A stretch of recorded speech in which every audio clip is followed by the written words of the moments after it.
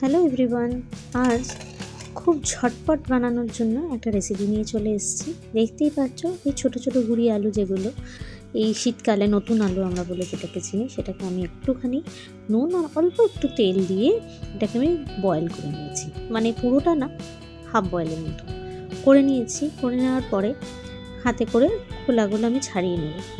দেখো, নতুন আলু অনেকেই খোলার সময় তো দম বা আলুর তরকারি করে, কিন্তু আমার বাড়িতে এরমভাবে খেতে কেউ পছন্দ করে না, তাই আমি পুরোটাই ক্লিন করে নিই। পুরো করে নেওয়ার পরে, পিল করে নেওয়ার পরেই আমি আলুর দমটা বানাই। তো এই আলুর দমটার মধ্যে খুবই সামান্য মশলাপাতি যাবে, আর এটা একদমই নিরামিষের দিনেও তোমরা খেতে পারো।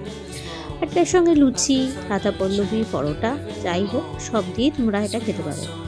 দেখতেই পাচ্ছ আমি আলুগুলো ছাড়িয়ে নিয়েছি। এবার সামান্য আদা, 2-3টে কাঁচা লঙ্কা, টমেটোর পরিমাণটা একটু বেশি, আর তার সঙ্গে সবুজ মটর। এই শীতকালীন রান্নাগুলোতে একটু মটর থাকলে ভালোই লাগে, তাই আলুর দমের সঙ্গে একটু মটর।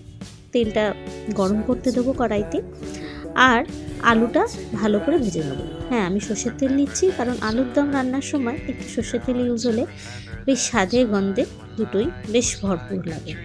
তেলটা ভালো করে গরম হয়ে যাচ্ছে। গরম হয়ে যাওয়ার পর আমি আলুগুলো ছেড়ে দেবো, আর আলুগুলোকে যতক্ষণ এটা গোল্ডেন ব্রাউন হবে ততক্ষণ ভাজতে হবে।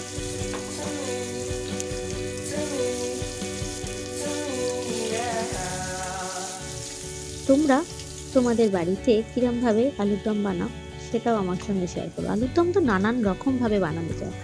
আজকে আলুর দমটা আমি নিরামিষভাবে বানাচ্ছি। এবার আমি মশলাগুলো মিক্সিতে পেস্ট করে নেব, আর ওইদিকে আলু ভাজাটা হচ্ছে।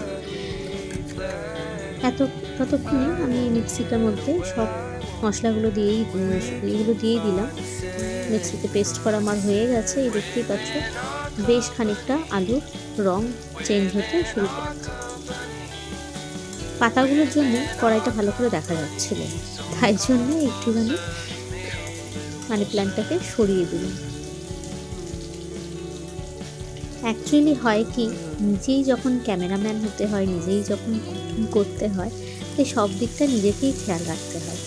যাই হোক, এই মধ্যেই আমি ওই পেস্টটা বানিয়েছিলাম, যেটার মধ্যে টমেটো, আদা, লঙ্কা তোমরা দেখলেই সেটা আছে, সেটা দিয়ে দিলাম। তার সঙ্গে নুন, যেটা রেগুলারের মশলা আমরা দিই আর কি, হলুদ, জিরে গুঁড়ো সবটাই এর মধ্যে দেব। আর তার সঙ্গে খুব ভালো করে মশলাটাকে কষাবো। গ্যাসটাকে একদম সিমে করে নিই, কারণ যত ভালো করে মশলাটা কষা হবে ততই তরকারির টেস্ট বাড়বে। আচ্ছা, তোমরা এই শীতকালে পিকনিকে যাচ্ছ, বা কোনো দিন বন্ধুদের সাথে একসঙ্গে মিলে জমিয়ে আলুর দম, রাধা পল্লবী এসব বানিয়ে খাচ্ছ, নাকি বেশ দূরে কোথাও বেড়াতে যাচ্ছ? কে কী করছো জানিও কিন্তু। এই সময় এই মশলাটা যখন কষাচ্ছি, তার সঙ্গে এই মটরগুলোও এবার দিয়ে দিলাম, কারণ মটরগুলোকে তো আমি কাঁচা রেখেছি, ওটাও একটু সেদ্ধ দিতে হবে, আর মশলাগুলো এর মধ্যে একটু আস্তে আস্তে ঢুকতে হবে, নুন মশলা।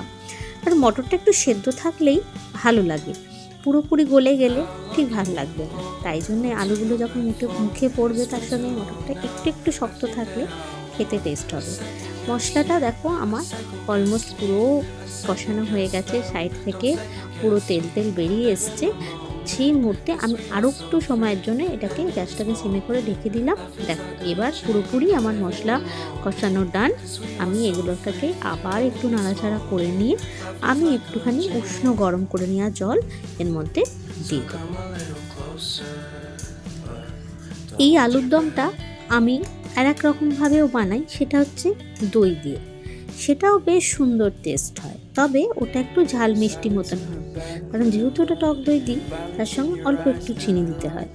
আর এটা পুরোপুরি একদম ঝাল মতন হয়, যাতে রুটি, পরোটা বা রাধা পল্লবী, কচুরি সব কিছুর সঙ্গেই এটা খাওয়া যায়। ভীষণ ভালো লাগে খেতে। দেখতেই পেলে খুব সামান্য মশলায় এটা রান্না, খুব একটা বিশাল কিছু মশলা এর মধ্যে পড়ে না। দেখো, এটা আবার টকবক করে ফুটতে শুরু করেছে। ঝোলটাকে আমরা আরও একটু টানিয়ে নেবো, কারণ এতটা পাতলা ঝোল আলুর দমের জন্যে আমাদের দরকার নেই। তোমাদের যেমন ঝোল লাগবে তোমরা সেরমভাবেই রাখবে আলুর দমটা। আর মধ্যিখানে খুন্তি দিয়ে আমি একটা দুটো আলুও ভেঙে দিয়েছি যাতে ঝোলটা একটু গাঢ় লাগে। ওপর দিয়ে আমি একটু গরম মশলা ছড়িয়ে দিলাম আর সামান্য একটু ঘি, কারণ নিরামিষ রান্নাতে ঘি গরম মশলাটা করলে একটা অন্যরকম স্বাদ পায়, তাই জন্যে এই দুটোই দিলাম। হ্যাঁ, ইচ্ছা করলে এর মধ্যে ধনেপাতাও দিতে পারো, আমি আর এর মধ্যে ধনেপাতাটা আজকে দিলাম না। একদম টিপিক্যাল এই শীতকালীন যে রান্নাগুলো হয় সে এক এক রকম তো ফ্লেভার ভালো লাগে, এটা এরমভাবেই আমাদের ভালো লাগে, তাই আজকেরটার মধ্যে আর ধনেপাতা দিলাম না। আচ্ছা, এই সিম্পল সাধারণ রেসিপিটা তোমাদের কার কেমন লেগেছে অবশ্যই জানিও। ভালো লাগলে লাইক, শেয়ার, সাবস্ক্রাইব করে আমার পাশে থেকো। নতুন আবার ভিডিও নিয়ে খুব তাড়াতাড়ি চলে আসবো। আমার রান্নাটা অলমোস্ট শেষ হয়ে গেছে, এবার আমি সার্ভ করে দিচ্ছি। দেখতেই পাচ্ছ একটা গাঢ় গাঢ় ব্যাপার এসে গেছে, তখনই আমি গ্রেভিটা গ্যাসটা বন্ধ করেছি আর কি, যাতে আলুটার সঙ্গে গ্রেভিটা একটু গাঢ় না হলে ভালো লাগতো না। এবার বলো তোমাদের এই রান্নাটা কেমন লাগছে, আর নতুন ভিডিও নিয়ে খুব তাড়াতাড়ি চলে আসবো। আজকের মতো এখানেই শেষ করলাম, টাটা।